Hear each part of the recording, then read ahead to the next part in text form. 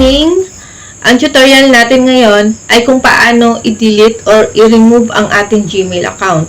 Ayan, may kanya-kanya tayong dahilan kung bakit gusto natin itong tanggalin. Ayan, kung hindi mo pa alam, ituturo ko nga sa video ito kung paano nyo i-remove ang inyong Gmail account. Ayan.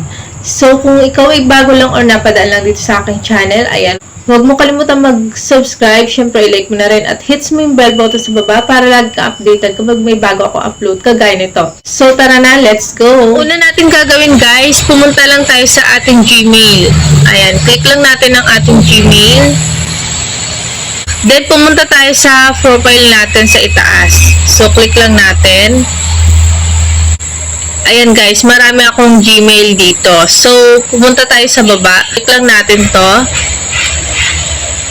Tapos, punta tayo dito sa Google. Click lang natin ang Google. Ayan, guys. Then, dito, piliin nyo lang dito yung Gmail account na gusto nyong i-delete. Ayan. Wait lang. So, piliin lang natin dito ang ating Gmail account na i-delete natin. Ayan. Click lang natin. Tapos, pindutin natin tong 3 dots. Ayan. Tapos may lalabas siyang remove account. Ayan guys. Then kapag na-remove natin yan at napindot na itong remove, automatic na mawawala na dito sa Gmail yung ating account na gusto nating i-remove.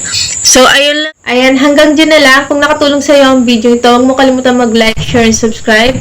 Ayan. And kung may katanungan ka, please comment down below at sasagutin ko yan sa comment section.